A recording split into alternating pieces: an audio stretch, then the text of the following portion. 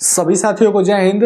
तो Allahabad high court group D भर्ती के लिए कट ऑफ कितनी जा सकती है, आज यह जानकारी मैं आप सभी लोगों को इस वीडियो के माध्यम से दूंगा। साथियों, मैं हूं दिवाकर राय और आप देख रहे हैं हमारा YouTube channel Diwakar sir official.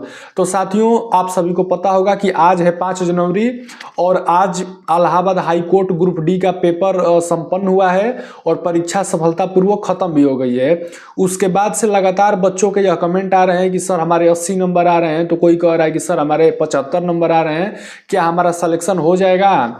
तो साथियों, आज इसी वीडियो में हम आपको क्लियर कर देंगे कि क्या आपका सिलेक्शन हो सकता है या नहीं। तो साथियों, आइए कट ऑफ को लेकर के बात कर लेते हैं। तो कट ऑफ बताने से पहले मैं आप सभी को एक पेपर लेवल के बारे में बता देता हूं कि पेपर का लेवल कैसा था। तो साथियों, मैंने खुद भी पेपर का एनालिसिस किया है और एनालिसिस करने के दौरान हमने एक चीज को नोटिस किया कि साथियों, पेपर का लेवल काफी आसान पूछा गया था। इस बात से आप भी एग्री करते होंगे। जो बच्चे थोड़ा बहुत भी मेहनत किए होंगे, मतलब एक मीडियम लेवल के छात्र होंगे, वह सारे क्वेश्चन को अटेम्प्ट करके ही आए होंगे। और ऊपर से इस पेपर में नेगेटिव मार्किंग भी नहीं थी। आपको पता होगा, कोई भी गलत प्रश्न आप करते हैं तो उसके बदले में आपका नंबर नहीं काटा जाएगा। तो ऐसे भी सारे बच्चों ने 100 में 100 अटेम्प्ट करके ही आए होंगे। तो साथियों, मैं आपको बता दूं कि इसका कट ऑफ तो थोड़ा हाई जाने ही वाला है, यह चीज मैं आपको पहले ही क्लियर कर देता हूं।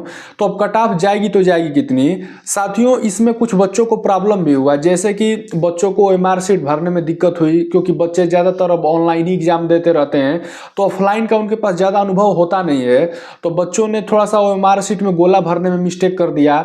जैसे कि मान लीजिए उसने 4 प्रश्न पेपर में पहले हल किए और उसको जब वो गोला भरने के लिए गए उसका आंसर, तो ओएमआर शीट में उन्होंने इधर उधर गोला भर दिया। ऐसी समस्याएं बच्चों के साथ सामने आई हैं।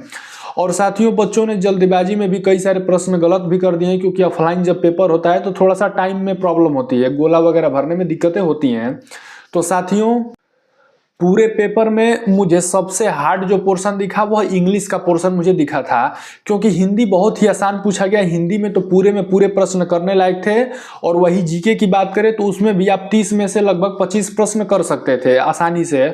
और मैथमेटिक्स का भी पोर्शन बहुत ही आसान आया था, उसमें भी 20 प्रश्न पूछे गए, तो वो भी आप सब अच्छे से कर सकते थे। यानी कि ओवरऑल पेपर आसानी था। बस इंग्लिश वाला जो पोर्शन था वो थोड़ा मतलब ठीक ठाक पूछा गया था। इंग्लिश में जो आपको सेंटेंस करेक्ट करने वाले जो आप प्रश्न पूछे गए थे कि इसमें से कौन सा सेंटेंस इनकरेक्ट है या कौन सा सेंटेंस इसमें करेक्ट है, तो वैसे प्रश्नों में थोड़े बच्चों को दिक्कतें हुई हैं ग्रामर वाले पोर्शन में। तो साथियों, मैं यही कहूंगा कि इंग्लिश वाले पोर्शन को छोड़ करके बाकी सारे पोर्शन आसान थे, जिसको कि किए जा सकते थे। तो आइए फाइनली कट ऑफ को लेकर के मैं आपको जानकारी दे देता हूं। साथियों, यह एक अनुमानित कट ऑफ है।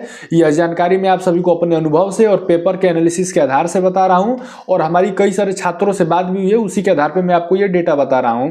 तो साथियों, यदि आप अन रिजर्व कैटेगरी से आते हैं, आपकी कैटेगरी यूआर है, यदि आपके 80 मार्क्स आ रहे हैं साथियों, तो आप सेफ जोन में हैं, आपका सिलेक्शन हो सकता है। उसके बाद बात कर लेते हैं ओबीसी एंड ईडब्ल्यूएस कैटेगरी वाले छात्रों की। जनरली ओबीसी और ईडब्ल्यूएस का कट ऑफ सेम ही जाता है।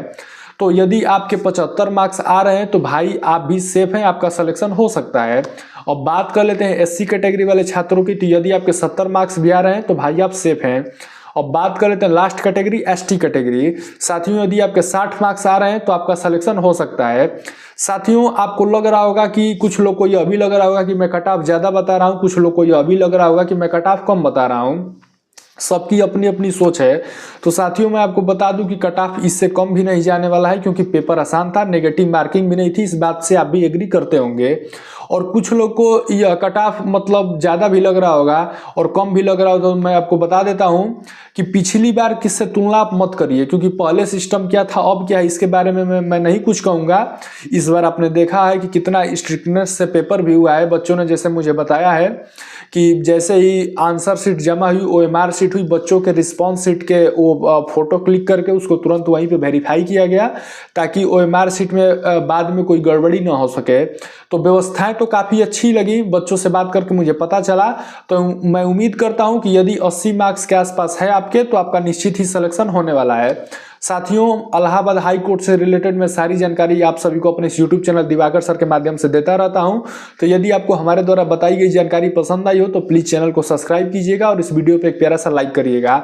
मिलेंगे दोबारा कुछ और भी अच्छी इन्फॉर्मेशन के साथ, तब तक के लिए जय हिंद, वंदे मातरम।